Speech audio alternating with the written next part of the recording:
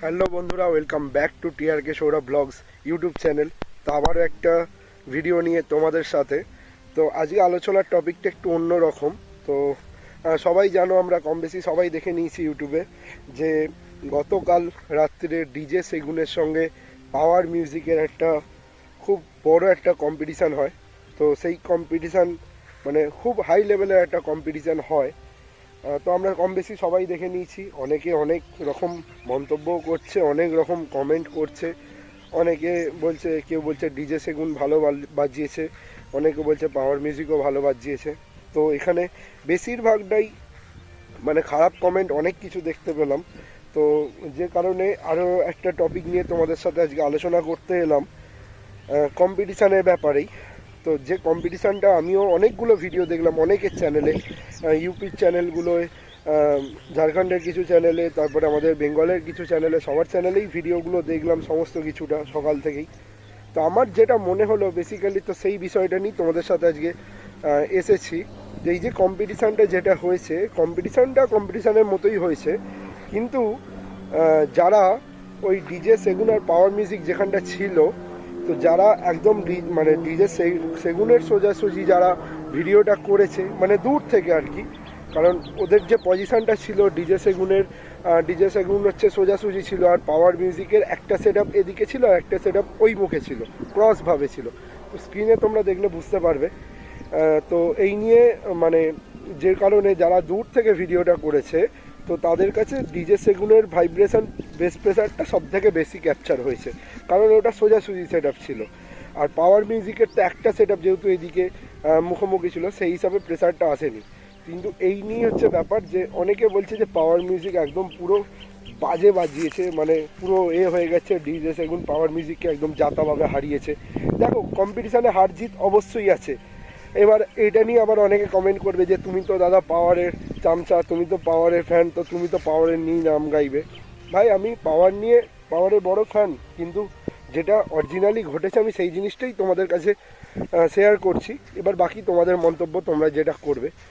প্রথমত বলি, পাওয়ার মিউজিকের যে পজিশানটা ছিল, স্ট্যান্ডিং পজিশানটা, পাওয়ারের একটা ট্রোলা, মানে একটা যে একটা সেট আপ ছিল সোজাসুজি, আর একটা সেট আপ ছিল ওই দিকে মুখ করা, মানে ওই দিকে যে আরেকটা সেট আপ বাজছিল তার দিকে মুখ করা ছিল।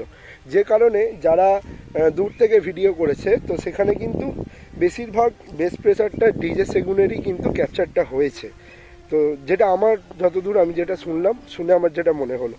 কিন্তু যারা মিডিল পজিশানটায় ছিল, ধরো পাওয়ারের যে দুটো সেট আপ প্লাস সেগুনের ওই যে মিডিল পজিশানটা একদম মেনটা, যেটা দুদিকটাই কভার করছিল, তো সেই ভিডিওগুলো যখন দেখলাম, তো সেখানে একটা জিনিসই মনে হলো যে বেস প্রেসার কারোরই খারাপ ছিল না, সবাইয়েরই একদম সেম হাড্ডাহাড্ডি লেভেলেই কিন্তু বেস প্রেসারটা ছিল।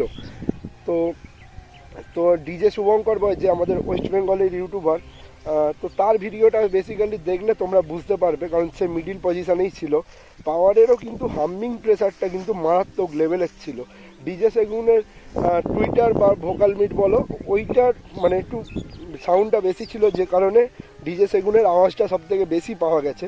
কিন্তু পাওয়ার মিউজিকের হামিং প্রেসারটা কিন্তু মারাত্মক লেভেলের ছিল। তোমরা যদি হেডফোন ইউজ করে শোনো ডিজে শুভঙ্কর বয়ের ভিডিওটা, যারা এখনও দেখোনি, আমি ডেসক্রিপশানে লিঙ্ক দিয়ে দেবো, অবশ্যই কিন্তু গিয়ে দেখো।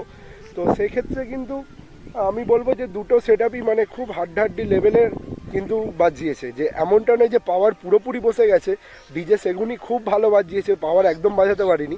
তো যারা এই কমেন্টটা করছে তাদের জন্যই স্পেশালি এই ভিডিওটা আমার বানানো। আর বাকি আমি তো ফিল্ডে ছিলাম না, আমি এখানে বলবো না যে কে উইনার হয়েছে। যারা ফিল্ডে ছিল তারাই বলতে পারবে কে উইনার হয়েছে। তো অবশ্যই কিন্তু কমেন্ট করো। আর একটুখানি ক্লিপ ডিজে শুভঙ্কর বয়ের দাদার একটুখানি ক্লিপ আমি এখানে অ্যাড করছি। তো দাদা যদি ভিডিওটা দেখে থাকো, তো অবশ্যই সাপোর্ট করো। একটুখানি ভিডিও ক্লিপটা আমি অ্যাড করছি, তোমরা শুনে নাও। প্লাস দাদার চ্যানেলে পুরো ভিডিওটা আছে, পুরো ভিডিওটা কিন্তু শোনো, তাহলেই বুঝতে পারবে। জাস্ট এইটুকুই ক্লিয়ার করার কথা, মানে করার জন্য আমি এলাম, যে পজিশানটা আগে স্পিকার কার কম কার বেশি এটা হয়, কারণ আমাদের একমাত্র ওয়েস্ট বেঙ্গলেই যখন কম্পিটিশান হয় বেশিরভাগটা 32 স্পিকারে হয়, স্পিকার মেনটেনটা হয়, কিন্তু বাকি বাইরের সেট আপের সঙ্গে যখন কম্পিটিশন হয় কোনো সেট আপের স্পিকার কিন্তু সেম থাকে না। এইটা আমি মানে অনেক দিন ধরেই লক্ষ্য করেছি, এবং তোমরাও জানো যে কারোর বেশি তো কারোর কম এরকম থাকবেই, এটা হয়। তো স্পিকার নিয়ে কোনো কথা বলবো না, ওই যে পজিশানটা আর কি, কম্পিটিশানের যে পজিশানটা, ওই পজিশানটা নিয়ে আমার হচ্ছে কথা। কারণ পাওয়ারের একটা সেট আপ পুরো সোজাসুজি ছিল, যারা দূর থেকে ক্যাপচার করেছে তারা পাওয়ারের বেসটা ক্যাপচার করতে পারেনি, শুধুমাত্র ডিজে সেগুনের বেসটাই ক্যাপচার করতে পেরেছে। কারণ পাওয়ারের দুটো সেট আপ যদি সোজাসুজি মুখোমুখি থাকতো, কম্পিটিশান কেমন লেভেলে হয়, এক হচ্ছে ফেস টু ফেস মানে মুখোমুখি হলে মিডিলে যারা থাকবে তারা বুঝতে পারবে কার প্রেসার বেশি, আর এক হচ্ছে যদি ওইভাবে করতে হয় তো একই লাইনে সব সেট আপগুলোকে রাখতে হবে, মিডিলে যারা থাকবে তারা বুঝতে পারবে যে কোন সেট আপের বেস সব থেকে বেশি। তো এইটুকুই বলার জন্য এসেছিলাম, যদি কিছু ভুল বলে থাকি ক্ষমা করে দাও ছোটো ভাই হিসাবে। আমার যেটা মনে হলো আমি তোমাদের কাছে বক্তব্য রাখলাম, বাকিটা কমেন্ট বক্স খোলা আছে, তোমরা অবশ্যই তোমাদের নিজেদের মন্তব্য করতে পারো।